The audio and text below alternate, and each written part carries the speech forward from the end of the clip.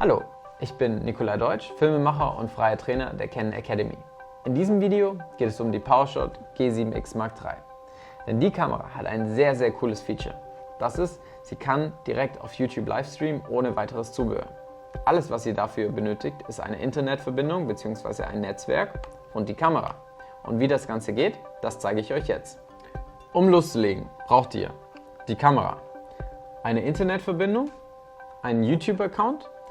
Den Account solltet ihr für Livestreams freischalten. Das kann bis zu 24 Stunden dauern. Und ihr braucht eine Canon-ID. Um diese zu bekommen, könnt ihr auf die Seite image.canon gehen und meldet euch an. Dort könnt ihr dann direkt beim Login eine neue image.canon-ID erstellen, solltet ihr noch keine haben. Image.canon ist auch die Plattform, mit der wir die Kamera nun koppeln möchten. Dazu könnt ihr die Kamera nehmen, ihr geht in die Einstellungen. In den Einstellungen für WLAN und Bluetooth-Verbindungen könnt ihr die Kamera mit einem Netzwerk koppeln. Dazu geht ihr auf die Wolke oder auf das Cloud-Symbol. Nun könnt ihr die Kamera mit einem Netzwerk verbinden oder koppeln.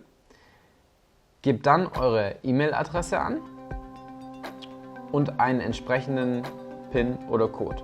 Als nächstes bekommt ihr eine E-Mail zugeschickt, über die ihr dann eure Kamera bei image.canon registrieren könnt. Dazu ist es wichtig, dass ihr schon eure Canon-ID habt. Als nächstes müsst ihr euren YouTube-Account mit image.canon koppeln.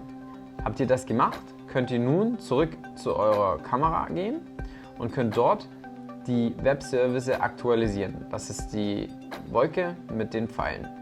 Nachdem ihr die Webservice aktualisiert habt, solltet ihr nun über das Livestreaming-Symbol die Möglichkeit erhalten, direkt die Livestreams zu machen.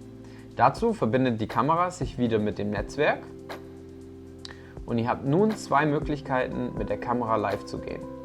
Die eine Möglichkeit ist, jetzt zu streamen. Das ist ein direkter Livestream mit eurem Account.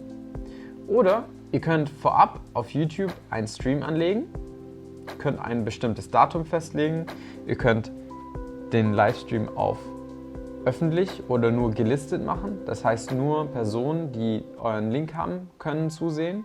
Ihr könnt ein Datum und eine Uhrzeit versehen. Und dann könnt ihr dementsprechend hier auf dieses Event zugreifen, das auswählen und ihr müsst nur noch mit der roten Taste bestätigen und seid dann live. Die Kamera zeigt euch auch an, wie viele Personen gerade zuschauen. Ich hoffe, das Video war hilfreich für euch und ihr konntet was mitnehmen.